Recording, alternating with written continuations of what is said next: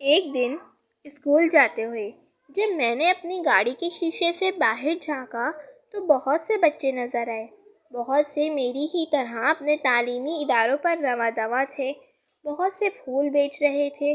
بہت سے بچے کوڑے کے ڈھیر سے کھانا چن رہے تھے۔ یہ تو روز ہی کا منظر تھا۔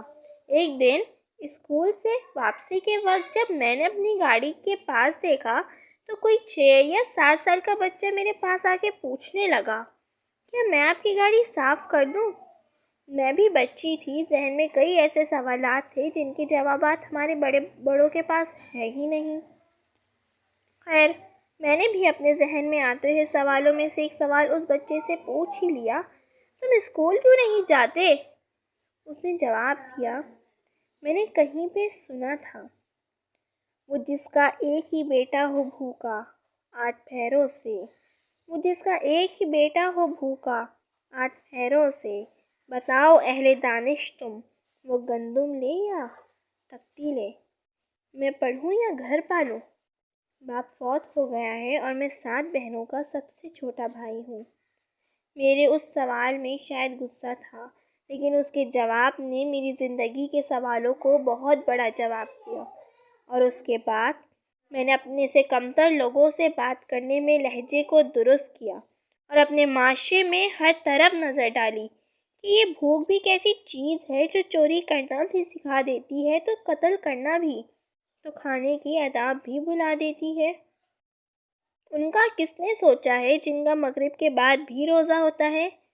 کچھ ماہ پہلے ہونے والا واقعہ بھی کیا بتانا ہوگا کہ فیصل آباد میں غربت سے تنگ باپ نے اپنی ہی 2 سگی بچیوں کو قتل کر کے اپنی بھی زندگی کا خاتمہ کر دیا کہ اس کو زندگی جینے سے بہتر موت آسان لگی۔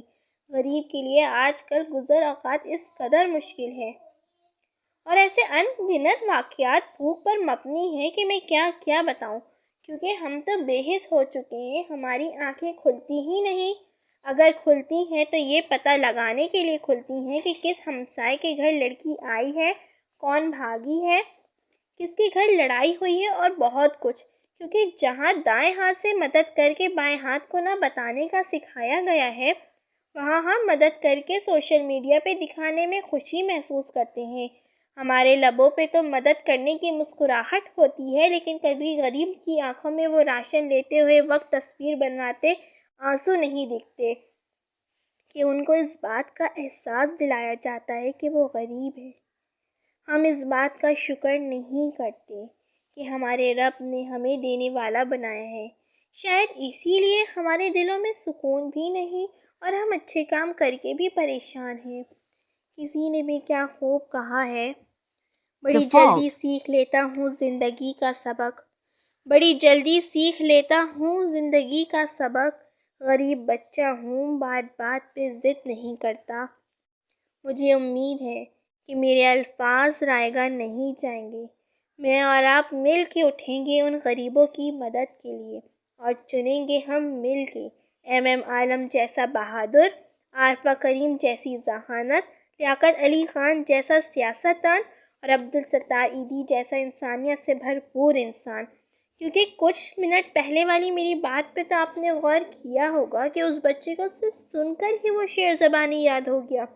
تو سوچو اس ملک میں کتنے ہونہار ہیں جو اس ملک کا نام روشن کر کے ملک کا مستقبل بدل سکتے ہیں۔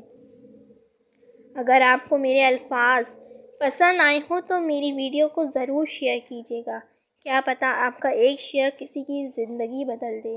مجھے اجازت دیں، میں پھر ایک روشن خیال سے حاضر ہوں گی۔ فی امان اللہ۔